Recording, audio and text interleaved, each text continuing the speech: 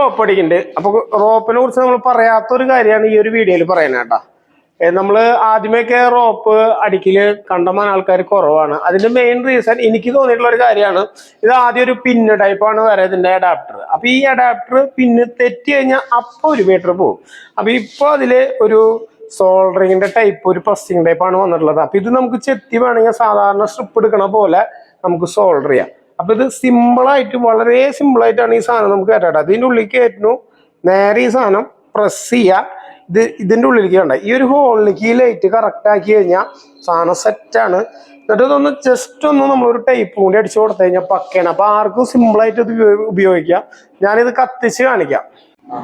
അപ്പൊ നമ്മളിത് കത്തിക്കാൻ പോകണേട്ടാ. ഞാൻ പ്ലഗ് ഒന്ന് സെറ്റാക്കായിരുന്നു, കാരണം ആ വീഡിയോ ഒന്ന് ചെറുതായിട്ടൊന്ന് കട്ടാക്കിയിട്ടുള്ളത്.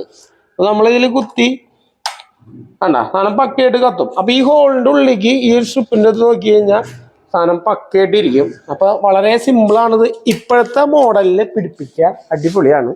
അപ്പൊ നമ്മൾ ഈ ഒരു വീഡിയോ ചെയ്തിട്ടുണ്ടായിരുന്നില്ല. അപ്പൊ മറ്റുള്ളവരുടെ അറിവിലേക്ക് ഒന്ന് ഷെയർ ചെയ്ത് കൊടുക്കാം. ഓക്കെ.